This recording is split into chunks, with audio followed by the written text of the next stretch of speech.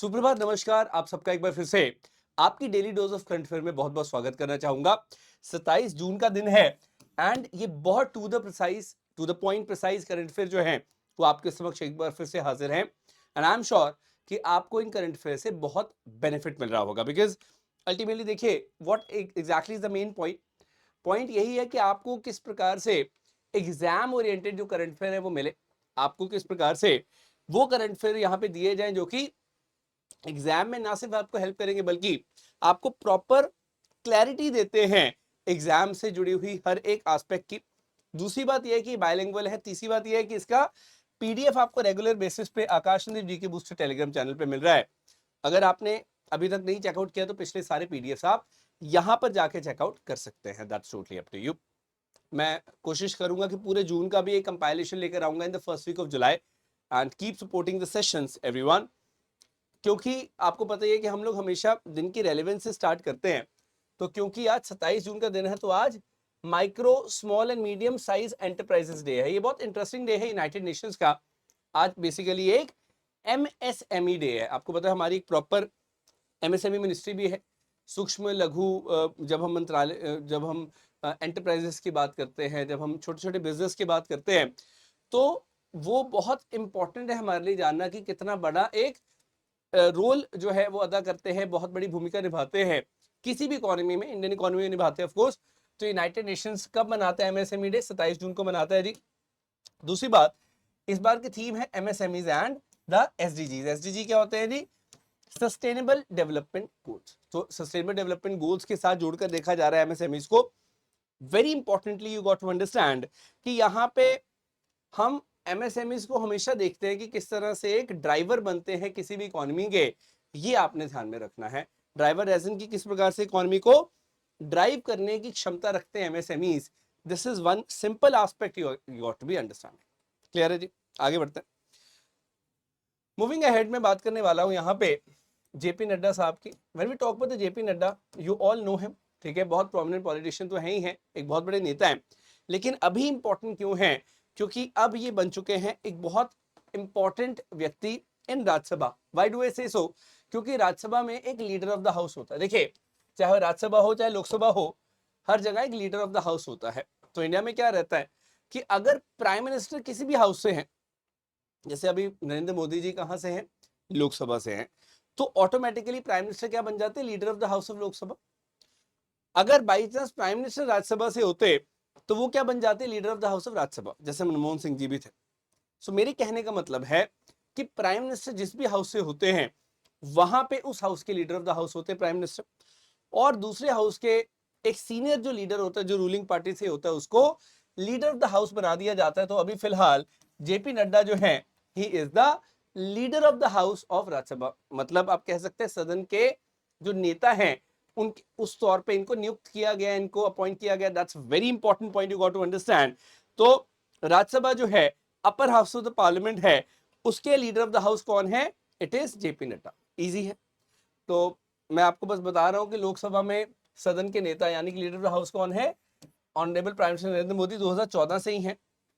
क्योंकि 2014 से ही ये लोकसभा से सांसद रहे हैं और 2014 से ही ये लीडर ऑफ द हाउस भी रहे हैं। ऑफ कोर्स क्योंकि प्राइम मिनिस्टर हैं तो इसलिए लीडर ऑफ द हाउस है। तो लोकसभा में तो कोई कंफ्यूजन ही नहीं है। पर राज्यसभा में अभी फिलहाल we have got JP Nadda साहब। पहले पीयूष गोयल भी रहे हैं। So this is some point you got to be understanding. Clear है जी? आगे बढ़ते हैं। Now having said that, you got to understand एक बहुत इंपॉर्टेंट एस्पेक्ट है जी regarding Om Birla. Om Birla has been reelected as the Lok Sabha speaker. Lok Sabha के अध्यक्ष जो है, स्पीकर के तौर पे इनको चुना गया है। नाउ वेरी इंपॉर्टेंट इज, आपने सुना होगा भी, बहुत न्यूज में आ रहा था अबाउट प्रोटेम स्पीकर। ठीक है, बी मेहताब जो हैं, जो उड़ीसा के मेंबर ऑफ पार्लियामेंट है, उड़ीसा से आते हैं, वो प्रोटेम स्पीकर थे। तो प्रोटेम स्पीकर जो थे, इन्होंने ही रिजल्ट डिक्लेयर किए, यही मेक श्योर करते हैं कि इलेक्शन हो। तो आप ये मान के चले, जैसे 24 को जब सेशन स्टार्ट हुआ, 24 जून को, उस दिन प्रोटेम स्पीकर अपॉइंट किया गया इनको प्रेसिडेंट के द्वारा। और प्रेसिडेंट ऑफ इंडिया ने ही इनको ओथ दिलवाई थी, यानी कि शपथ ग्रहण करवाई थी। उसके बाद यहाँ पे बी मेहताब जी का मेन फोकस क्या था कि सभी मेंबर ऑफ पार्लियामेंट को इन्होंने ओथ दिलवानी है, इन्होंने शपथ ग्रहण करवानी है। Now you got to be clear in this point कि ये सिर्फ 2 दिन का ही प्रोसेस होता है। एमपीज को शपथ दिलवा दी।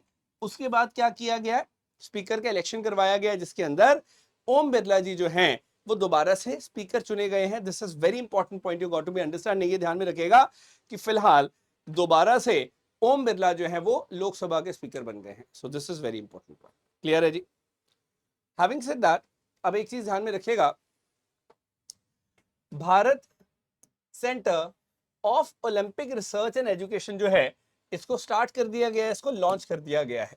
ये now the biggest question which comes to the mind है कि सर ये सेंटर कहाँ पे है? तो ये गुजरात के गांधीनगर में है, गांधीनगर डिस्ट्रिक्ट ऑफ गुजरात में। तो ये कहाँ है? गुजरात में, ठीक है ना। द सेकंड पॉइंट इज कि इस सेंटर का क्या महत्व है, क्या फायदा है? बिकॉज कोई भी centre of research and education है तो अब ध्यान में रखें यहाँ पे ये एक बहुत इंटरेस्टिंग सेंटर है। हालांकि कई कंट्रीज में इस तरह के सेंटर्स है, लेकिन इंडिया में ये खास क्यों है? क्योंकि जो ओलंपिक्स की हम लोग बात करते हैं उसकी अपनी एक एथोस होती है, ओलंपिक्स की कुछ वैल्यूज होती हैं। उन्हीं जब हम एथोस को, वैल्यूज को चेरिश करते हैं, आगे लेकर जाते हैं। मेरे कहने का मतलब है जैसे हम जब भी ओलंपिक्स की वैल्यूज की बात करते हैं, तीन सबसे बड़ी वैल्यूज क्या है? Excellence, respect and friendship. Excellence तो होनी चाहिए तभी आपको मेडल मिलेगा, लेकिन आपके मन में एक दूसरे जो प्रतिद्वंद्वी है, जो दूसरे एथलीट है, उसके लिए इज्जत होनी चाहिए, दोस्ती का भाव भी होना चाहिए, स्पोर्ट्समैनशिप जिसको हम बोलते हैं। तो ये बहुत ज्यादा इंपॉर्टेंट होता है। तो याद रखिएगा, ओलंपिज्म की हम या ओलंपिक वैल्यूज की जब बात करते हैं तो एक्सीलेंस, रिस्पेक्ट और फ्रेंडशिप बहुत आगे आती है। इन्हीं वैल्यूज को स्पोर्ट्स के कल्चर के अंदर डालना, एक प्रॉपर बेटर वर्ल्ड बनाना, वो सब काम करेगा ये सेंटर। तो ये बहुत बड़ी बात है।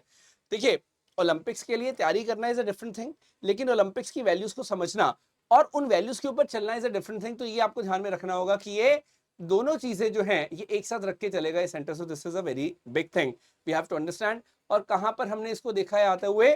गुजरात के गांधीनगर में हमने इसको देखा है। सो this is important point. Clear है जी? आगे बढ़ते हैं।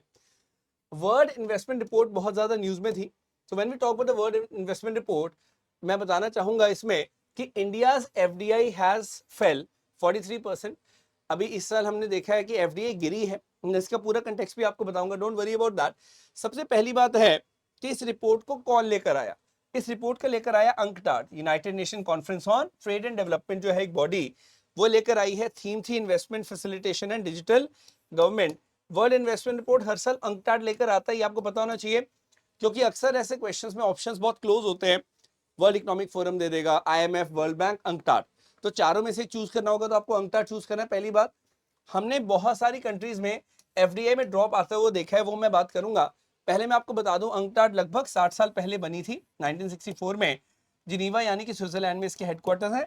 Take a screenshot of this, very important. Clear है जी?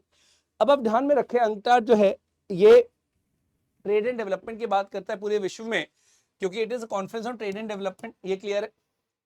अब इसकी रिपोर्ट देखिए क्या कहती है। रिपोर्ट कहती है कि एफडीआई इन्वेस्टमेंट किस प्रकार से आ रही है।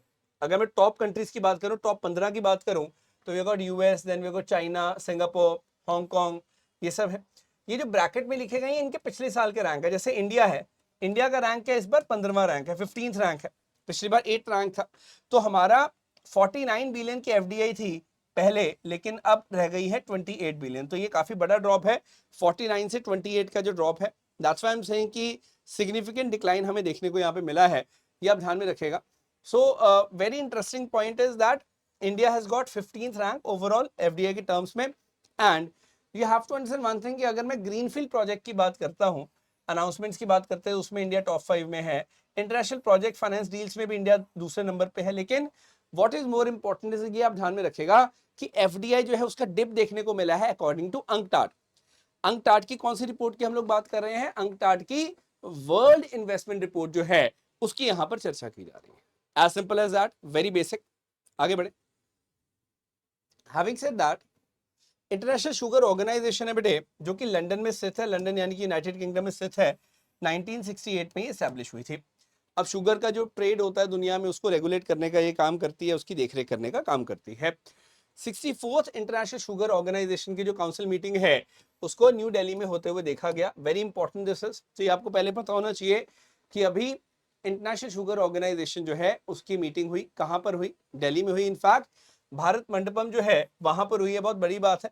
अलग अलग कंट्रीज से जो शुगर के साथ जुड़े हुए डेलीगेट्स आए और इन्होंने शुगर इंडस्ट्री के साथ जुड़े हुए जो भी एस्पेक्ट्स हैं, यहाँ तक कि बायोफ्यूल की भी बात की, क्योंकि अगर आपको पता हो कि बायोफ्यूल जो है वो बहुत क्लोजली एसोसिएटेड है शुगर इंडस्ट्री के साथ।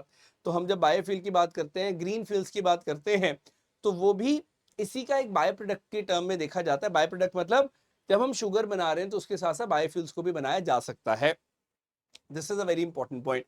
तो ये बस आपको ध्यान में रखना है कि इस तरह के जो भी एस्पेक्ट्स हैं we have to keep in our mind. And of course 64th international sugar organisation council meeting कहाँ पे हुई है? न्यू दिल्ली में हुई है। आगे बढ़ते हैं। मूविंग अहेड में बात करने वाला हूँ स्मृति मंधाना की। ये आप जानते होंगे, she is a great women cricketer from India. India को रिप्रेजेंट करती है पिछले 10 साल से। She is the first Indian women cricketer to score consecutive centuries in ODI. जो वुमेन के ओडीआईज होते हैं, वनडे इंटरनेशनल मैच होते हैं, उसमें कंसेक्यूटिव सेंचुरीज इन्होंने लगाई हैं। This is very important point. अभी रिसेंटली हमने देखा साउथ अफ्रीका के खिलाफ ही इन्होंने 2 सेंचुरीज लगाई हैं, which is a big big deal I would say. In fact एक मैच में तो एक विकेट भी झटकाई है इन्होंने, तो बहुत बेहतर प्रदर्शन है इनका। तो साउथ अफ्रीका के खिलाफ 2 सेंचुरीज मारी हैं और ये पहली महिला क्रिकेटर बन गई हैं ये कीर्तिमान स्थापित करने वाली। क्लियर है? आगे बढ़ते हैं। Moving ahead would like to talk about Kerala.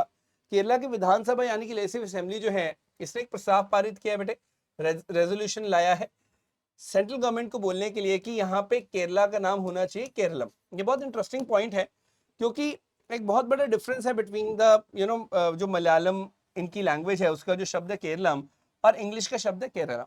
तो उसी के अंदर एक सिंक बन जाए, इसीलिए ये प्रस्ताव लाया गया। इनफैक्ट पहले भी प्रस्ताव लाया गया था कि केरला का नाम केरलम होना चाहिए। सो ये काफी इंटरेस्टिंग पॉइंट है, ताकि मलयालम और इंग्लिश के बीच में वो जो सिंक टूट जाता है वो बन जाए। ये बहुत इंपॉर्टेंट है। सो ये आप ध्यान में रखना है। इनफैक्ट शेड्यूल 1 में भी अगर आप देखोगे तो हर स्टेट का नाम दिया हुआ है।